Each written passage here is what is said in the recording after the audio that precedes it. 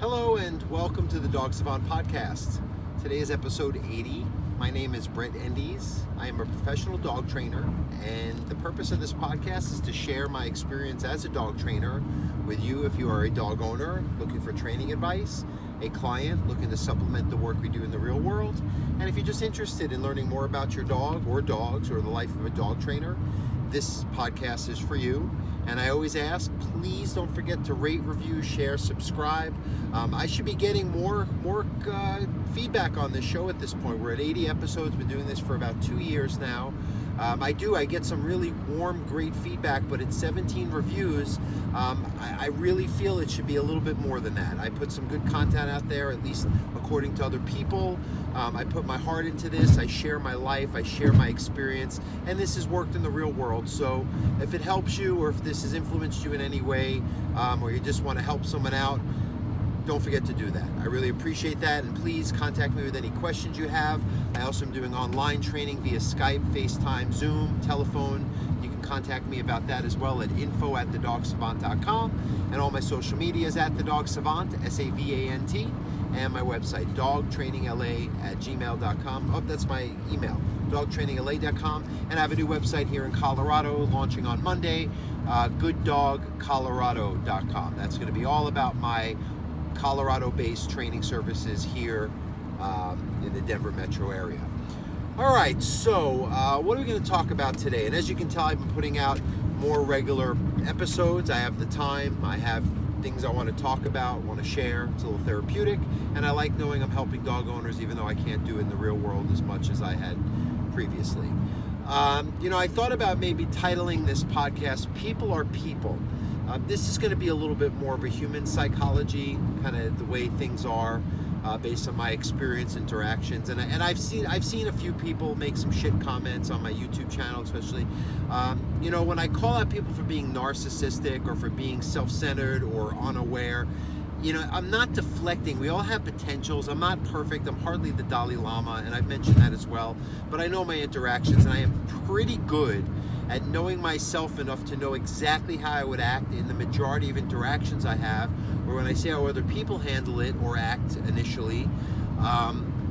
That's where my issues lie with them, and that's where I point out with it. And then, of course, when I bring it up to them and I articulate what's going on, they have a hard time. And as many times where I admit fault, but in a lot of cases that's not true. And I'm going to give you a couple examples I've had here in the past 2 days, just to give you, and these are people that I feel, and the point of this all is that I don't think the world's going to tolerate these kind of people, hopefully, or businesses that just take advantage of. All you airlines are going under because you took advantage of all these people. Even me, I'm sitting here now with $2,000 almost in Southwest credit that I'm not going to be able to ever use, and they're not even going to budge, even though I can't fly. I can't go to California to do my work, but they'll all see theirs. And I think people that always put their heart first and always put their customers first and did the right thing and didn't just juice people for money and gave good service or good product and made it a fair transaction the way business is supposed to be, I think that's what people are going to be seeking more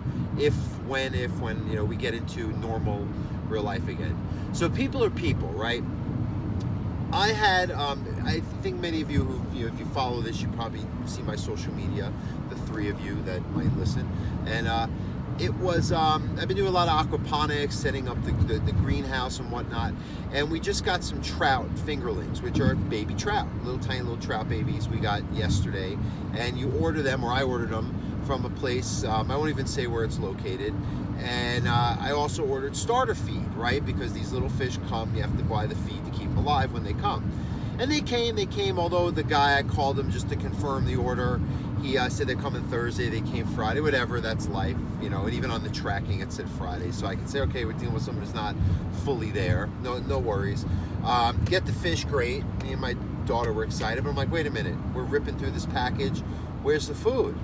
So I called the guy 3 times. I finally get the guy on the phone because I was a little frantic because we're during the COVID-19. There's not like you can just go to a store and just go buy trout food. It's usually a special item. You have to travel very far out of your local area to get it or order it online. It's not going to come that day, and it was already mid-afternoon. So I call the guy and I tell him what happened. And he's like, oh crap, that's a problem. I'm like, yeah, it's a problem. No, all right, so what's the solution? Are you gonna get me some food next day sent so these fish can survive? Or do you have some tips, being the fish expert who I bought these fish from? As far as just what to do. And also, as a business owner, if I messed up, I try to be on point with my work, but when I make a mistake, I try to own it. I try to be like, oh crap, this customer must not be happy and be stressed and anxious over what I put them through. How do I make it right? Because I have egg on my face. Nah, guy was kind of casual, laid back about it. And then he gets me this whole, like, well, if they die, I'll just send you some new ones. I'm like, I got 64 living things that I'm responsible for in my house right now. I'm not going to be so casual about life like that. And I just can't imagine. And I says, what's the real solution? I go, maybe give me some strategies here. No. And then when I started pushing him, like, hey guy, can you get in your car right now and get to the post office or UPS store and get me an overnight of this food, because I have no other ability to get it, and you're kind of responsible since it's on the packing slip and you didn't put it in the box. And then the guy short circuits. And that's how these people are. When you push what they're doing, which is shitty, horrible, and to me just not being human, they react back and they start coming on you, and it became this whole thing. And it's like, I kept saying, I'm the customer. You made a mistake. I'm explaining the mistake you made and kind of desperate for your help because I'm in a position. And the guy's giving me this whole like, well, things just don't go the way that what? Seriously? I really should list their name, right? But nonetheless, I got the fish. Now, here's the contrast, because people are people. And we can't say all people are good by nature. I don't believe that. I think some people are stupid. I think some people are like this guy. I think some people's nature is shit. I think some people start off good and life kind of damages them, and then they become horrible to other people, whatever it is. And then there's these kind people. So luckily we live in the sticks here in Conifer, Colorado, and we have the campgrounds and whatnot. I remember there was this trout fishing place where you just go and you just pay and get a rod and kind of fish with your kids in a stocked pond. And I called them. I said, who knows if they're even open right now? And the lady answered the phone, and I quickly just, a 30-second version, explain what just happened. She's like, what? No, we got to save these fish. And see, that's the attitude. It's like, even if it's not your situation, there's another human and living things that, like, you should care about if you just even heard the story, let alone if you have the ability to have a solution or create a solution. You should get on that, right? Like that guy should have, but he didn't. He dropped the ball. And that's why I'm getting a refund from my bank tomorrow when I call, or Monday when I call them, because and a few of the fish have died also since, even though there's a happy ending to this. So the lady's like, well, and I said, do you know any stores or any places that supply these things that I could get it last minute here? And she said, try there's a feed store in town, and they didn't really have the ones I needed. They had for like more koi ponds and whatnot. She said, but if they don't have it, call me back, because we have some, we'll just give you. So of course they didn't have it. I called her back. She remembered me, because people who are kind can kind of recall a conversation 5 minutes after having it, where horrible people just are all in their own little world, and other people are like as if you passed a bird on the road and they just forget about you because they're too self-consumed. Nonetheless, she remembered, had me and Skylar, my daughter, come over. She gave me a nice bag of it. I crushed it up, made it into little tiny pieces for the baby, so all is well. But the point is, that lady understood. I offered her money. She wouldn't take it. She did the right thing, and that's how I try to operate. You try to do the right thing. You don't have to be, at the soup kitchen feeding people, but you do the right thing. Oh, it's another human. That person's got a genuine situation. Maybe I should have some empathy and realize if I was in that situation. And the guy who sent me the fish, it's his fault, right? Let's talk about blame game, because you know what? You've got to take ownership for your mistakes. That's, I think, makes people the worst. And that's what the narcissistic thing I talk about is. It's all those kind of people that are just garbage, who can't be apologetic or recognize, and whatever you want to call it, it's feeling bad for what you did. That's not a bad trait to have as a human. It makes you do better. It makes you do the right thing in the first place. Now, another example of this, before we move on, it's a little venting session on this podcast, guys. So I have a neighbor, we live on acreage, so we have neighbors, and everybody is pretty good about keeping their dogs in their yards, on their properties, and on leash when they're walking through the neighborhood, right? And plus, it's just safe. There's wild animals, there's bears, there's all types of things. It's just, you just don't want to go there. 3 times this week, there was a guy with his 2 dogs, and I'm telling you, one of them is such a sweet. It's like an old girl German Shepherd type dog. And it comes on the property with its other dog that's a little skittish, a smaller one. And the thing is I've got 3 dogs myself, and I also don't want dogs shitting on my property, and it's also just not good neighborly. And I called the first time because there was a number on the tag. Guy was in town. He said it was his teenage son, probably left the gate open. I went, no problem. Happened again later that day. Called him again. Teenager came, whatever. Not really much, they weren't really too like I'm talking about, like, oh, I should have, damn, I'm sorry if it inconvenienced. None of that. Just, all right, we'll deal with it. Then today it happened again this morning, and we had a rough morning. It was a little stressful. And then all of a sudden this dog's in I'm like, this again? In like 3-4 days time this happened. I call the guy again, so we have his number. I tell him what happened. The guy's just being like a jerk. I'm like, dude, I've got dogs on my property. I don't want any issue if your dogs aren't social or my dogs aren't thrilled about some strange dogs just rolling up. I don't want your dog shitting on my property. Also, and he starts giving me, he starts getting mad about this dog. I don't even want this dog. It's my wife's dog. I hope it just runs off. I was like, what? What? I'm caring about your dog more than you do, dude? Like, and then he's telling me about all the offense excuses. I go, I'm a dog trainer. All your excuses are completely invalid to me. Don't tell me it's your dog's breed. Keep your dog in the house if you have an issue with your fencing. Or train your dog not to do it. And then he just, of course, just like the fish guy, when I incite reason, they flip out. I don't need that. Excuse me, sir, I'm your neighbor and I'm trying to be polite because the next move I make is call animal control if I see your dogs on the property again. The first time the dog, we felt so bad they were going to get hit by a car. We put him in our fenced area just to contain him so the dog was safe until they came. Jerk didn't even appreciate that. So this is what we're dealing with. And I know for you, if you're a reasonable person, I know decent people listen to this. I know. And you know these kind of people, and we're tired of it. With the way the world is and everybody's struggling and stressed, I don't have an income. We're sitting here surviving. We're trying to build a garden and aquaponics so we can eat and all this. Do you think I need to deal with this guy's dog? And when I'm still trying to be a gentleman about it and call him and he's just a complete and utter asshole? I've known this for years about people, but even now, or the jerk who wants to drive like a prick and tailgate you when it's like we've got like 8 cars on the road. Is it necessary? You angry, unresolved, issued up people. And these 2 people who were assholes were grown men well advanced in years than me. Well older than me. And this is what we're dealing with. You unevolved, you self-centered jerks who can't see other humans as one and the same. Whatever it is, and I could be known to be an asshole, whatever you call it, but it's always in reaction to when people are pulling this kind of shit. And it's on. I've got nothing to lose. What are you gonna do? Take away my business? It's already got taken away with COVID-19.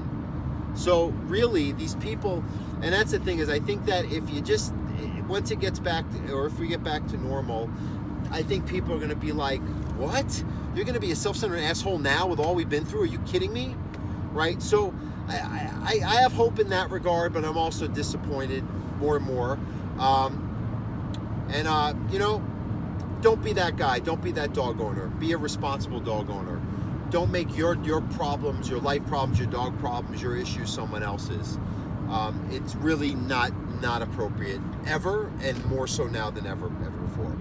Who am I speaking to? Who knows? Probably the people who agree with me. But anyway, thanks for letting me vent. Let's see, one question. Okay, yeah, I got a question here. Let me look through. Sorry, I'm just trying to drive and look at my notes here. Oh, and the person who said, maybe I commented on this, who said, oh yeah, dude, keep your hands on the wheel when driving, says that's the comment you're going to make, that with all the content I put out for you, that's what you deduce from my podcast. That's what you want to comment on. Thanks. Well, here's a good comment from a person who actually wants to get something out of life. Is, okay, my dog, it's a little dog, and I like to take it to off-leash open spaces. However, when it gets too far from me or distracted or smelling something, it doesn't listen. And I've taken some time to teach it the come command and recall, but this is just seeming to be her limitation. Okay. Oh, is this a little dog thing, or can she do better? Well, it's not a little dog thing. Any dog can be trained. Better, yes, but I think you may have to go back to maybe some long leash work or just practicing in these environments and just working through, improving through these distractions. I think you know, may have to build the distance, so, you know, dropping the leash and expanding, you know, 10 feet at a time, and doing daily practice, creating a very strong motivator, food and excitement in the reward, creating a very clear, I've talked about recall in podcasts and done videos on it, making sure the recall ends at a focal point, so the dog, when they hear come, it's not just the idea to move in your direction like a verb, but it's actually the verb to move to the spot in front of you or next to you and sit and hold it, so it keeps that single pointed focus. I was just the example, if you have, like, okay, I'm driving back home from dropping off Skylar at her mother's house, and I know I'm headed home, right? And I almost, like, unconsciously, I'm gonna just keep going in that direction, making the right turns without even thinking about it, because I have a focal point to get to. Versus if I was going somewhere I wasn't familiar with, or I didn't have a direction or a destination, I may take detours. I may get distracted, right? So come command, you want to have a clear destination, and not just a specific spot, command, and consistent location associated with that spot and that command. So work on that, and then you just have to just practice through distractions. Miss Minnie, who happens to be here in the car with me driving home, just because she kept us company and now keeping me company for the ride back. It's about an hour each way.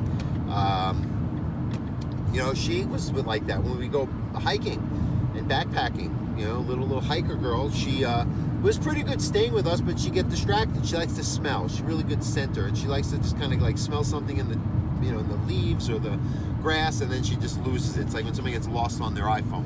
She's now just disconnected.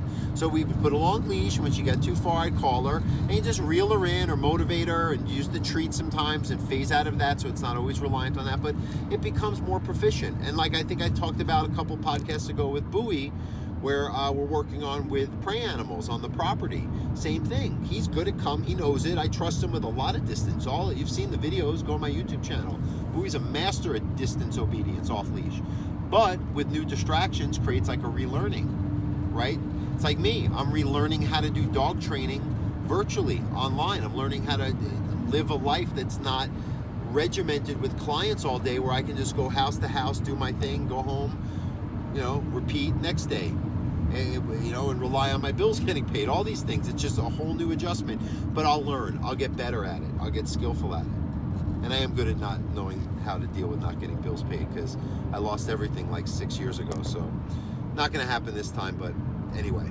All right, so as you can tell, there's a little undertone of anxiety in this one. But thanks for letting me vent. Hopefully that helped you with your dog training question. Keep them coming. Please don't forget to review this, share, subscribe. I want more feedback. I'm going to start I'm going to start a Patreon page. I'm going to do more online stuff. I'm going to do more special content. It's just going to become more and more virtual as it goes. And I'd like people who know what I'm doing or who are new to this and have their opinions, if it's constructive and not just telling me to keep my hands on the wheel, you jerk. I'd love it, because it gives me a direction. I don't like putting posts up and then no one likes it because there's no interest, or I see people viewed it but it wasn't giving people, you know, what they wanted to see. Not, you know, just to give information or to entertain or to keep people in, you know, whatever it is. This is the world we're in, so I'd like to give more of that, because I can't do it in the real world, which was sort of how I thrived. All right, so with that said, thanks again. Don't be an asshole. People are people, but don't be one of those first persons of people. Be the Trout lady who gave me the food type of people. Much better. She's going to feel better with herself after the interaction. I feel better about it after her interaction with her. And you know what? If she needed something, if her house was on fire, I would be the one. I would go to her house before the asshole's house, right? Anyway, thanks again. Stay safe. Have a good night, everyone.